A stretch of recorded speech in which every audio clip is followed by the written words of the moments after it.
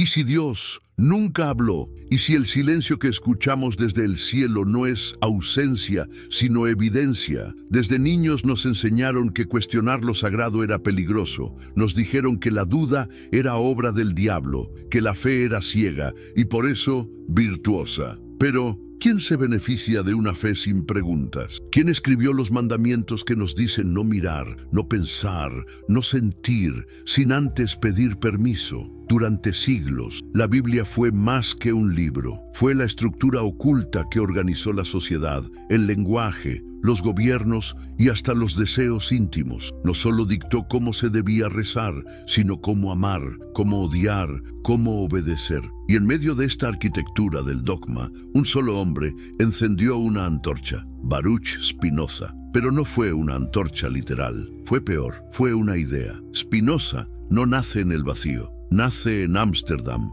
en una Europa desangrada por guerras religiosas, mientras católicos y protestantes mataban por pasajes bíblicos mal traducidos. Su familia, judía sefardí, huye de la Inquisición en la península ibérica. ¿Pero qué encuentran al otro lado? ¿Libertad? No, solo otro tipo de prisión. La prisión del dogma camuflado de identidad. Y es ahí donde Spinoza comete su primer pecado, pensar por su cuenta. Mientras otros memorizaban, él analizaba. Mientras otros leían la Torá como verdad revelada, él preguntaba: ¿acaso no hay contradicciones? ¿Acaso este texto no fue escrito por múltiples manos en tiempos distintos, con fines que nada tienen que ver con la divinidad? Y cuando formula esas preguntas en voz alta, su comunidad reacciona con pánico, no con argumentos, con castigo, con el érem, la excomunión más severa posible. Es borrado, muerto en vida, pero ¿no es eso una confirmación? ¿No revela ese acto el miedo que produce una mente libre? Spinoza se convierte entonces en una especie de espectro filosófico. No tiene patria, ni templo, ni comunidad, solo tiene ideas. Y eso, para el poder, es el peor de los enemigos. Porque Spinoza no pretende reemplazar una religión por otra. No quiere un nuevo dogma. Quiere demolerlos todos, desde la raíz. Entonces, empieza por lo esencial. ¿Qué es Dios? ¿Un hombre en el cielo con emociones humanas que castiga y premia como un tirano caprichoso? ¿O es una sustancia infinita, eterna, que no necesita culto ni templos porque ya está en todo y en todos? Spinoza dice: Dios no es un ser que observa. Dios es la totalidad misma del ser.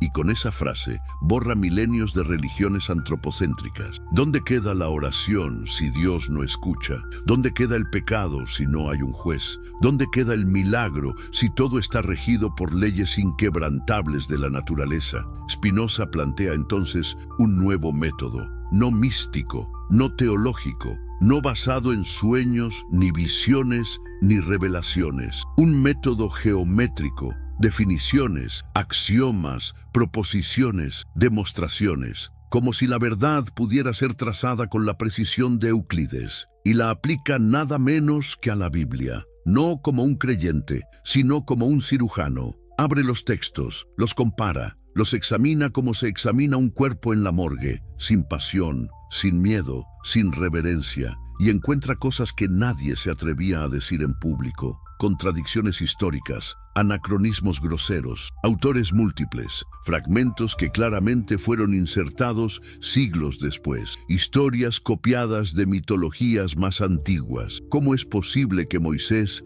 narre su propia muerte? ¿Por qué el Génesis repite 2 veces la creación con versiones distintas? ¿Qué hace un libro inspirado por Dios contradiciéndose a sí mismo página tras página? ¿Y por qué cuando Spinoza señala estas evidencias lo llaman blasfemo? Pero él va más allá. No solo desmantela el texto, desmantela su función. Spinoza entiende que la Biblia no es solo un libro religioso, es un instrumento de poder. ¿Quién decide qué libros son sagrados y cuáles no? ¿Quién excluyó los evangelios apócrifos? ¿Quién eligió los textos canónicos? La respuesta no está en el cielo. Está en los concilios, en los tronos, en los intereses de hombres que usaron la fe como legitimación política. Entonces, cuando Spinoza expone esto, no está atacando a Dios. Está revelando al hombre que se esconde detrás de Dios, al político, al emperador, al sacerdote que dice hablar en nombre del infinito,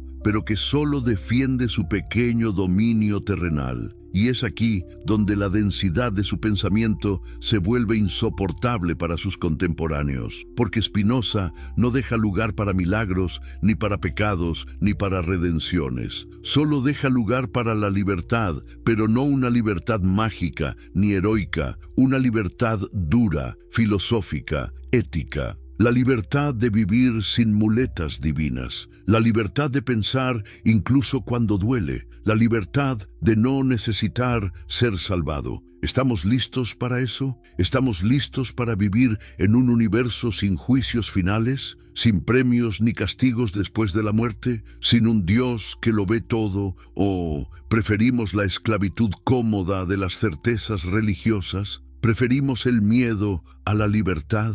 Spinoza apostó por la verdad, aun si dolía, y por eso su filosofía no envejece, porque mientras existan templos que prohíban preguntar, Spinoza seguirá susurrando desde las sombras. No creas, entiende. ¿Qué es un milagro? ¿Una interrupción de las leyes de la naturaleza? ¿Un paréntesis divino en el orden del universo? ¿O simplemente una historia mal contada por personas desesperadas por creer? Spinoza fue implacable en esto. Para él, un milagro no era una prueba de la existencia de Dios, era más bien un insulto a la inteligencia. Porque si Dios, como él decía, es la naturaleza misma, entonces las leyes naturales son absolutas, inquebrantables, perfectas, y un milagro, por definición, implicaría que Dios se contradice a sí mismo. Un ser perfecto rompería su propio sistema para convencer a una criatura finita. ¿Acaso el Todopoderoso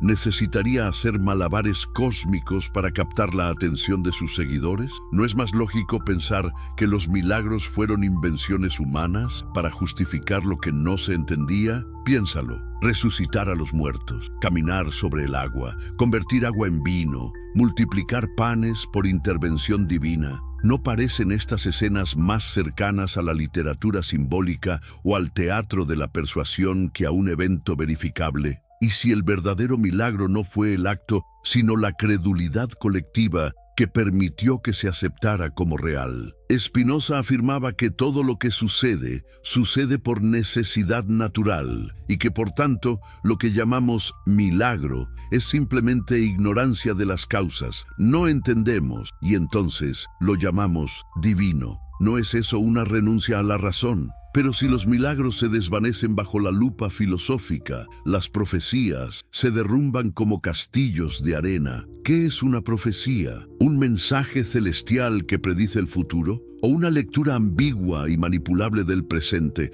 proyectada hacia el porvenir? Spinoza leyó los libros proféticos no como revelaciones, sino como textos políticos. Isaías, Jeremías, Daniel, todos cargados de un lenguaje oscuro, poético, lleno de símbolos que podían ser reconfigurados según la necesidad del poder religioso. Y preguntaba, ¿por qué estas profecías nunca son claras? ¿Por qué solo parecen cumplirse cuando ya ha pasado lo anunciado? El profeta dice, una nación caerá, y si cae una, cualquiera, décadas después, ya se cumplió. Eso es profecía, o una predicción tan vaga como el horóscopo. Y aún peor, muchas no se cumplieron. Otras fueron reinterpretadas con una flexibilidad tan absurda que pierden todo valor racional. ¿Es posible que la voluntad divina dependa de una lectura ambigua? Y si, en lugar de mensajes del cielo, las profecías fueron simplemente herramientas de control, diseñadas para alimentar la esperanza de los oprimidos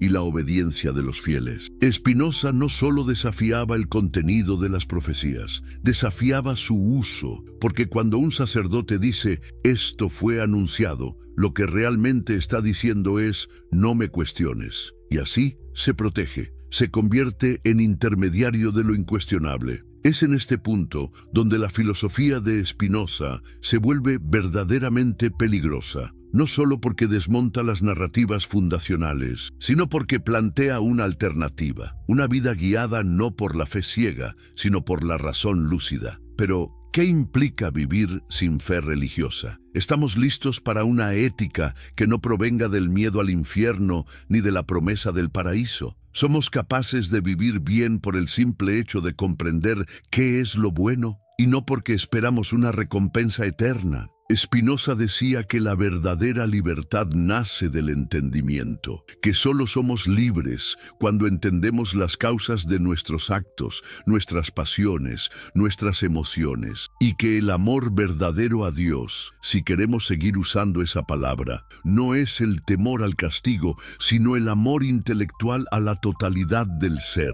Eso no se enseña en catequesis, eso no llena templos, eso no produce diezmos, porque no necesita sacerdotes, solo necesita lucidez. Así, Spinoza avanzaba paso a paso, desmontando uno de los mayores monumentos culturales de la humanidad. No lo hacía con odio, lo hacía con precisión, con compasión incluso, porque entendía que la fe para muchos era un consuelo, un refugio ante el caos. Pero también sabía que los consuelos mal fundados generan esclavos, y él no quería consolar, quería liberar. Y ahora, siglos después, su voz aún resuena. Tal vez no en iglesias, pero sí en cada mente que se atreve a decir: no me basta con creer, quiero comprender. ¿Puede sobrevivir la fe después de la ciencia? Durante siglos, la religión fue el marco absoluto de la realidad. El cielo giraba sobre la tierra porque así lo decía la Escritura. Los astros obedecían designios divinos, la enfermedad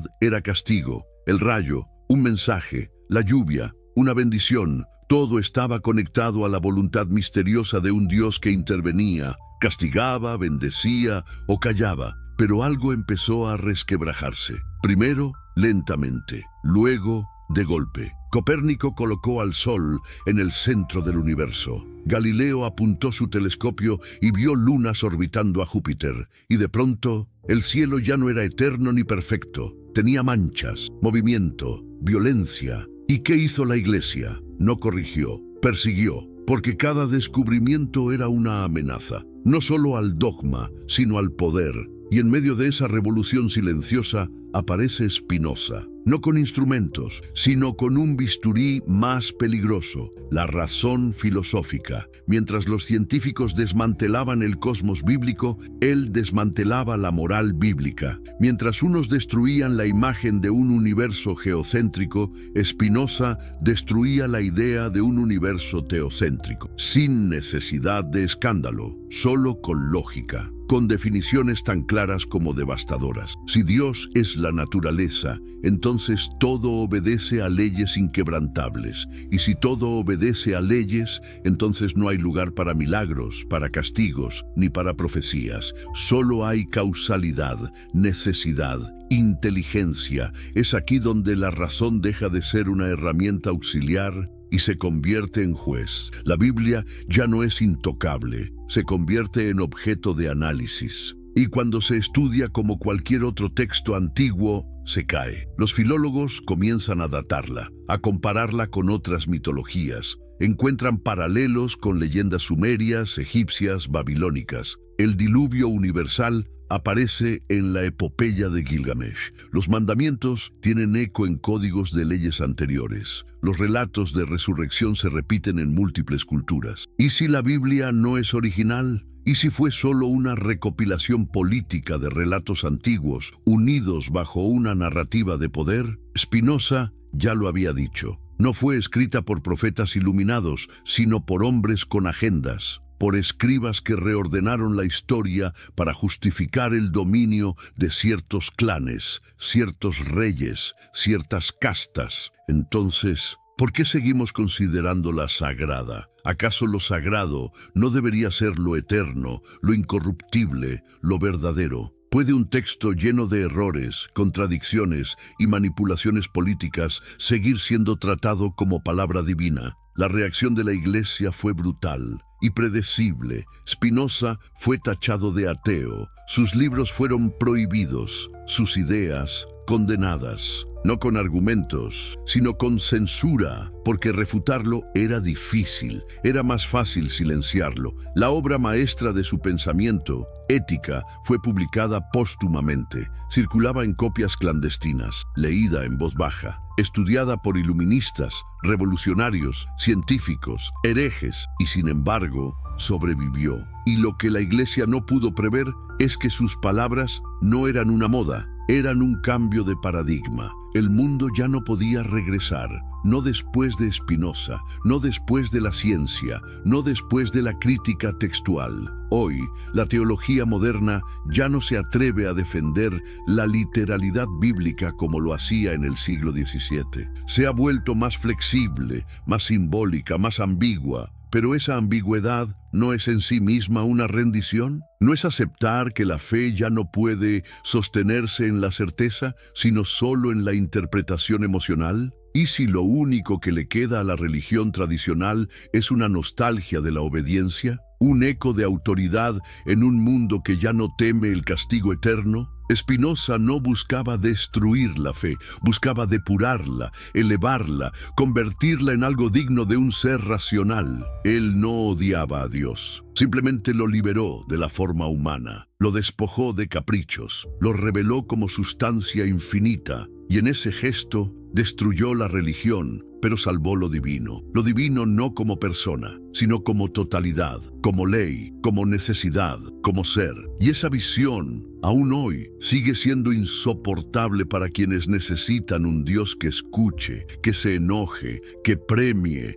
que castigue. Pero para quienes buscan comprender, para quienes el asombro no necesita milagros, Spinoza sigue siendo una luz. Es posible ser virtuoso sin temor al infierno. Durante milenios se nos dijo que el bien y el mal venían de Dios, que la moral era revelada, no descubierta, que los mandamientos eran absolutos, no discutibles. Pero Spinoza preguntó, ¿y si lo bueno no depende de la obediencia, sino del entendimiento? Su ética no comienza con un Dios lo manda, comienza con una observación radical. Todo en el universo, incluyéndote a ti, actúa por necesidad. No existe el pecado como infracción de una ley divina. Lo que llamamos pecado es simplemente ignorancia de las causas que nos mueven. Tú elegiste enojarte, elegiste amar, elegiste odiar, o todo eso surgió de una red compleja de afectos, historias, traumas,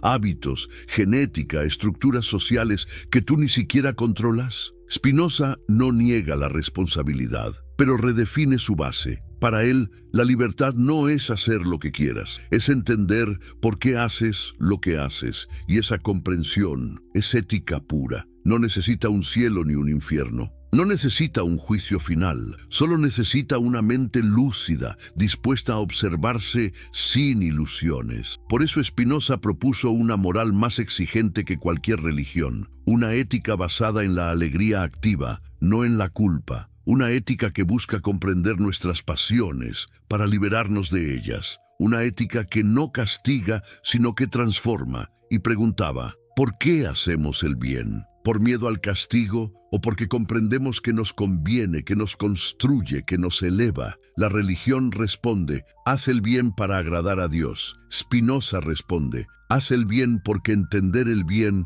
es ser más libre. Pero para eso hay que matar otra ilusión, el libre albedrío. Sí, esa idea sagrada de que eres dueño de tus actos, de tus decisiones, de tu alma. Spinoza no lo niega con desprecio, lo disuelve con lógica, dice. Los hombres se creen libres porque son conscientes de sus acciones, pero ignoran las causas que las determinan. No eliges desear, no eliges temer, no eliges tu carácter como quien escoge un sombrero. Solo puedes conocerlo y actuar con más claridad. Esto, para la religión, es devastador, porque sin libre albedrío no hay culpa. Y sin culpa, ¿para qué sirve el perdón? ¿Puede sobrevivir una iglesia que no necesita redimirte? Y sin embargo, Spinoza no propone cinismo. propone libertad, pero no la libertad romántica de haz lo que quieras, sino la libertad austera de quien conoce su naturaleza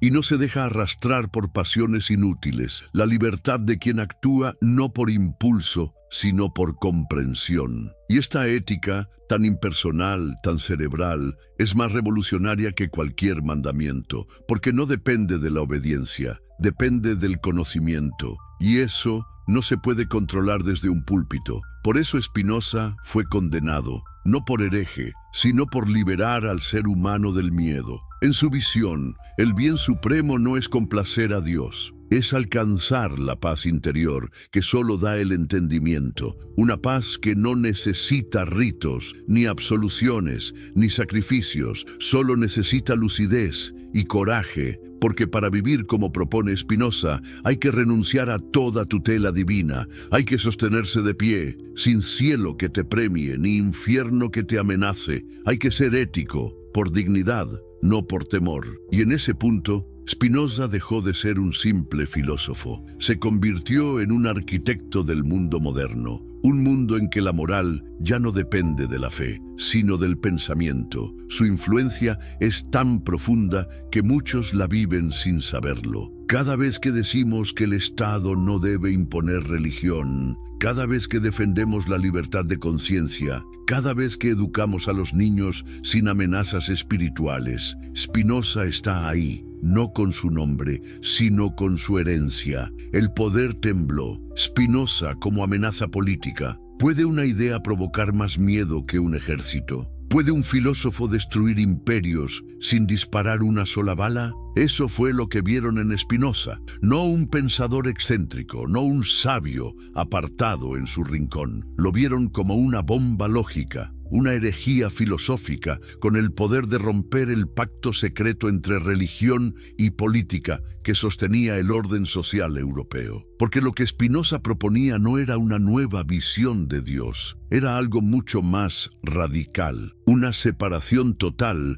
entre lo sagrado y lo político. Desde el Imperio Romano hasta los reyes de Europa, la autoridad siempre había estado ungida por lo divino. Los monarcas gobernaban por la gracia de Dios. Las leyes no eran simplemente humanas, eran extensiones de la voluntad celestial. Cuestionar al rey era cuestionar a Dios y viceversa. ¿Y qué hace Spinoza? Desarma esa estructura en silencio, desacraliza el poder, lo expone como un contrato humano, mutable, imperfecto y por tanto criticable. Eso era imperdonable. En su tratado teológico-político, Spinoza plantea una tesis explosiva. El Estado no necesita religión para funcionar, y la religión no tiene derecho a imponer su moral al Estado. En una época donde el dogma decidía lo que se podía imprimir, pensar y decir, Spinoza afirma que la libertad de pensamiento no solo es deseable, es esencial para la paz. Paz a través de la libertad, eso era una blasfemia para los tiranos. Para ellos, la paz se lograba con obediencia, con miedo, con cruz y espada. Spinoza responde, donde no hay libertad para pensar, no hay ciudadanos, hay súbditos, pero no se detiene ahí. Ataca también el concepto de verdad revelada como fundamento de la ley. Para él, las leyes deben basarse en la razón y el bienestar común, no en supuestos mensajes divinos escritos hace siglos por pueblos que ni siquiera sabían que existía el continente donde tú vives. Y entonces pregunta, ¿qué autoridad tiene una norma escrita por hombres que atribuían las enfermedades a demonios y el embarazo a castigos de Dios? Debemos seguir organizando nuestras sociedades según relatos antiguos que nos dicen cuándo amar, cómo castigar, a quién odiar y a quién matar. No. Para Spinoza, el derecho a legislar debe surgir de la razón colectiva, no de la superstición heredada. Sus palabras sembraron un fuego lento, y aunque no vivió para ver su expansión, sus ideas se infiltraron en el alma del iluminismo. Voltaire lo leyó en secreto. Diderot lo citaba con cuidado. Jefferson y Spinoza compartían la misma desconfianza hacia los clérigos. Y cuando la Revolución Francesa estalló, y cuando los Estados Unidos declararon la separación entre Iglesia y Estado, y cuando el mundo moderno empezó a formular la idea de derechos humanos, la sombra silenciosa de Spinoza estaba ahí, porque él había dicho antes que todos: el pensamiento no puede ser encadenado, y ninguna sociedad será justa si depende de una fe impuesta por miedo. ¿Y qué hizo la Iglesia ante eso? ¿Rebatió sus argumentos? No, lo condenó sin juicio. Prohibió sus libros, lo sepultó en la categoría de peligroso, y aún hoy muchos no se atreven a nombrarlo en los seminarios, porque Spinoza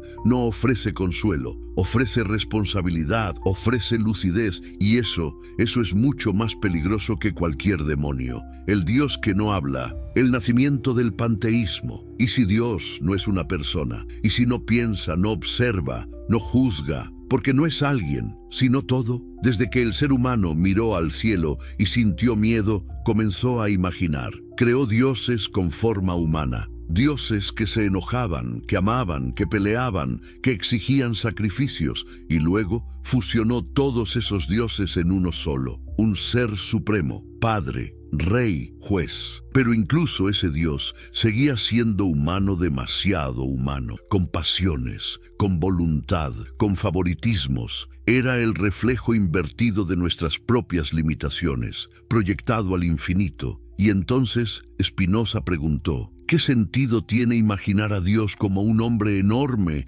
sentado en un trono invisible, dando órdenes desde el más allá? ¿No es eso reducir lo absoluto a una caricatura? ¿No será que, al intentar humanizar a Dios, lo destruimos? Para Spinoza, esta imagen no solo es errónea, es peligrosa, porque justifica todo tipo de abusos. Si Dios ordena, entonces cualquier monstruosidad puede vestirse de santidad. Guerra, esclavitud, genocidio, castigo, exclusión, todo puede ser justificado porque Dios lo dijo. Pero ¿y si Dios no dice nada? ¿Y si nunca habló? Spinoza no niega a Dios, lo redefine. Dice la frase que cambiará todo: Dios o la naturaleza, Deus sive natura. No son dos cosas, son la misma cosa. No hay separación entre lo divino y lo natural, entre lo sagrado y lo físico. Todo lo que existe es expresión de lo divino. ¿Y qué consecuencias tiene eso? Primero, no hay milagros, porque no hay interrupciones en la naturaleza.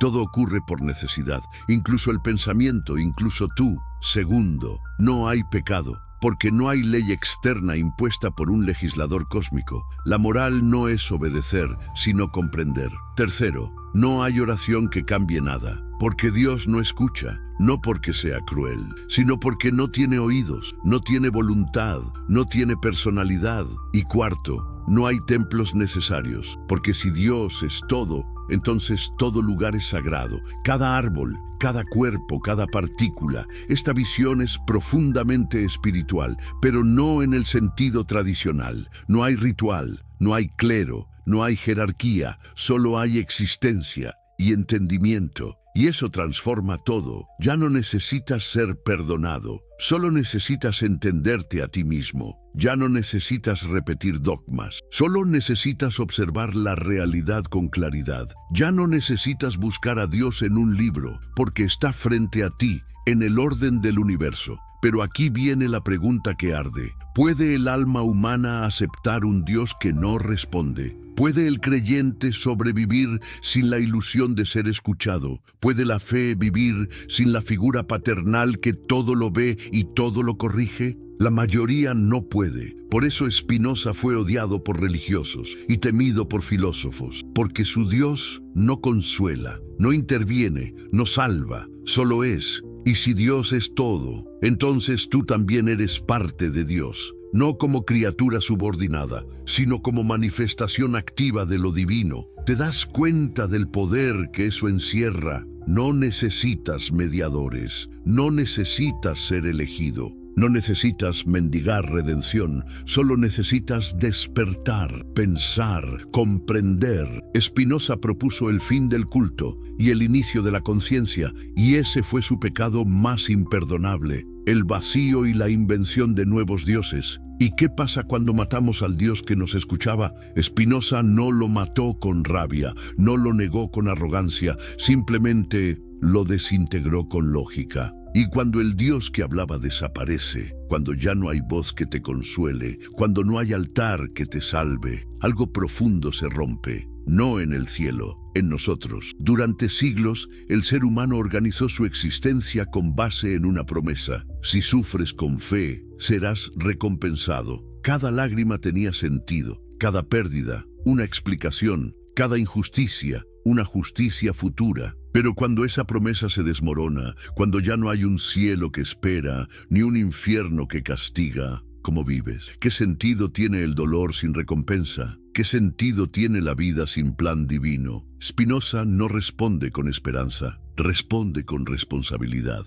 Dice, no busques consuelo en lo que no entiendes. Busca claridad en lo que puedes conocer. Pero eso es difícil, doloroso, y no todos están preparados. Y por eso, en lugar de aceptar el vacío, muchos buscaron nuevos dioses, no ya en el cielo, sino en la tierra. Dioses con nombre de ideología, dioses con rostro de líder político, dioses disfrazados de progreso, de nación, de mercado, de destino. La caída del Dios persona no nos hizo más libres, nos hizo más vulnerables. Y en esa vulnerabilidad surgieron nuevas religiones sin teología, el nacionalismo como fe ciega, el dinero como salvación, la fama como resurrección, la ciencia como nuevo oráculo. Pero Spinoza ya lo había advertido. Donde no hay entendimiento, habrá superstición. Y la superstición no necesita mitología, solo necesita miedo. Miedo al vacío, miedo a no ser especial, miedo a no tener sentido. Entonces, inventamos nuevos relatos, nueva espiritualidad, más blanda, más flexible, más inclusiva, pero muchas veces igual de vacía, porque seguimos queriendo un Dios que nos escuche, aunque ya sepamos que no hay nadie del otro lado. Hoy hablamos de energía, universo, conexión, vibración. Cambiamos el lenguaje, pero no el deseo. Queremos que algo, cualquier cosa, nos diga que todo está bien, que estamos en el camino correcto, que no moriremos en el olvido. ¿Y si Spinoza tenía razón? ¿Y todo eso es solo otra forma de evitar pensar? ¿Y si la verdadera espiritualidad no es sentirse especial, sino aceptar que no lo somos y aún así vivir con dignidad, con alegría, con lucidez? La muerte del Dios personal no fue el fin de la fe, fue su mutación. Hoy seguimos buscando trascendencia, pero quizá estamos buscando mal. Quizá no está arriba, ni dentro, ni afuera. Quizá, como dijo Spinoza, lo divino no se busca, se vive. No como algo que nos salva, sino como la forma en que entendemos la totalidad de lo real. Esa espiritualidad no cabe en templos, no vende salvación, no requiere pertenencia, requiere coraje. ¿Y tú tienes el coraje de vivir sin dioses que te consuelen? ¿Tienes la valentía de mirar al abismo y no parpadear? Porque ahí, justo ahí, en esa mirada seca y sin promesas, es donde Spinoza coloca la semilla más revolucionaria de todas. La beatitud no es la recompensa de la virtud, es la virtud misma. El cielo está vacío. ¿Y ahora qué hacemos con la libertad? Spinoza murió en 1677, solo, pobre, ignorado. Mientras las iglesias seguían llenas, en su cuarto no había incienso, ni cruz, ni bendiciones. Solo libros, silencio y una idea que nunca pudo ser apagada. El ser humano no necesita ser salvado, necesita ser entendido. Pasaron siglos, la Ilustración lo recuperó en voz baja. Revoluciones lo citaron sin nombrarlo. La modernidad lo transformó en fundamento sin rostro. Pero su semilla estaba allí, en cada constitución que separa la fe do Estado. En cada derecho que no depende de revelaciones, sino de la razón. En cada ciudadano que no pide permiso a Dios para pensar. Porque Spinoza no fundó una religión, tampoco fundó una escuela. Spinoza fundó la posibilidad de pensar sin miedo, y eso fue más revolucionario que cualquier profeta. Hoy respiramos el aire que él purificó con su herejía. Cuando exigimos libertad de expresión, cuando decimos que la ciencia no puede ser censurada, cuando defendemos el derecho a vivir sin dioses, sin templos, sin dogmas. Es Spinoza quien habla a través de nosotros. No lo aprendimos en catequesis, pero vivimos en su mundo, uno donde el pensamiento ya no puede ser encadenado por versículos, donde el miedo ya no basta para gobernar, donde el bien ya no depende de la obediencia, sino de la lucidez, pero ahora sin un cielo prometido, sin una voz que nos diga qué hacer. La pregunta inevitable emerge, cruda, brutal, urgente. ¿Qué hacemos con nuestra libertad? Porque la libertad, aunque gloriosa, es un abismo. Ya no podemos culpar al demonio por nuestras miserias. Ya no podemos rezar para que alguien nos perdone. Ya no podemos esperar el juicio final para ver quién tenía razón. Estamos solos, con nosotros, con nuestras pasiones, con nuestras contradicciones, con nuestra conciencia. Y sin embargo, Spinoza no ofrece desesperación, ofrece algo más severo y más luminoso. La alegría de entender, una alegría que no depende de esperanza, ni de dogmas, ni de premios futuros. Una alegría que nace de la claridad, de aceptar la vida como es, con sus límites, con su necesidad, con su belleza inexplicable. Spinoza nos da una espiritualidad sin refugio, una ética sin cielo, una fe sin altar, una fe en lo real. Y entonces, después de desmontar la Biblia, despojar a Dios, matar al pecado, liberar la ética, reconfigurar la política y desnudar la superstición, queda el silencio, pero no un silencio vacío, un silencio fértil, el silencio donde por fin puedes pensar por ti mismo. Y quizás ahí, justo ahí, comience la única religión que aún puede salvarnos. La religión de la razón libre, el amor a la verdad y la ética de comprender en lugar de creer. ¿Y tú qué eliges? ¿Volver al templo y cerrar los ojos? ¿O mirar de frente el mundo, sin promesas, sin castigos, y vivir con dignidad en el universo de Spinoza? Porque ya sabes la verdad, el cielo está vacío, y eso, finalmente, te hace libre. El algoritmo como nuevo Dios, superstición en la era digital. Y si no hemos dejado de creer, solo cambiamos de fe. Spinoza luchó contra los dogmas de su tiempo, contra los teólogos que convertían el miedo en poder, contra los libros sagrados que exigían obediencia sin pensamiento, contra una cultura que veneraba la ignorancia como virtud, y creyó, ingenuamente tal vez, que la razón nos liberaría. Pero hoy, en el siglo XXI, rodeados de pantallas, datos, inteligencia artificial, una nueva forma de superstición se alza, no en templos, sino en redes, no vestida de sotana, sino de interfaz gráfica. No te promete el cielo, te promete relevancia. Hoy los algoritmos deciden lo que ves, lo que compras, lo que deseas, lo que odias, lo que repites. ¿No es eso un nuevo tipo de predestinación? No elegida por Dios, sino por máquinas entrenadas para amplificar tus pasiones más primitivas, miedo, ira, euforia, ansiedad. Y entonces cabe preguntar, ¿somos verdaderamente libres o simplemente estamos obedeciendo a un nuevo sistema más sutil, más invisible, más totalitario? Spinoza escribió que la libertad consiste en actuar por la sola necesidad de nuestra naturaleza y no por imposición externa. Pero, ¿cómo actuar según nuestra naturaleza? Cuando esa naturaleza está siendo manipulada, diseñada, explotada por fuerzas que ni siquiera comprendemos. Los algoritmos no excomulgan, no predican, no rezan, pero sí condicionan, castigan con silencio, premian con visibilidad, te convierten en fiel, sin fe y sin saberlo. Y como en la religión antigua, prometen una forma de salvación, ser viral, ser seguido, ser validado. ¿No es eso una nueva teología? Con nuevos ídolos, nuevos dogmas y nuevas penitencias. Ya no tememos al infierno, tememos a no existir en el feed.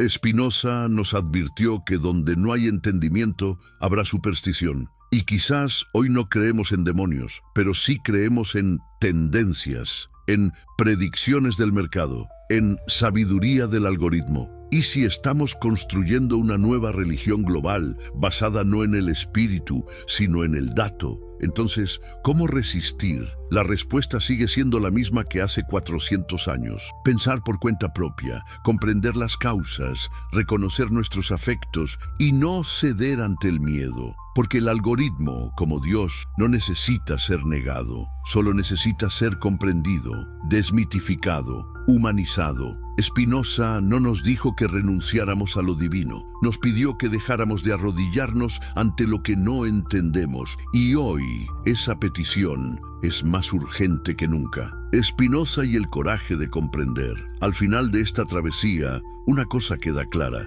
Spinoza no vino a destruir la fe, vino a revelar su arquitectura. No arrojó piedras al templo, no maldijo al creyente, no se burló del alma humana, solo hizo algo infinitamente más subversivo. La obligó a mirarse en el espejo, y lo que vimos ahí fue incómodo. Vimos que nuestros dioses tenían forma humana, que nuestras escrituras estaban llenas de intereses, que nuestra moral nacía más del miedo que del amor, que la obediencia no era virtud, sino estrategia de poder.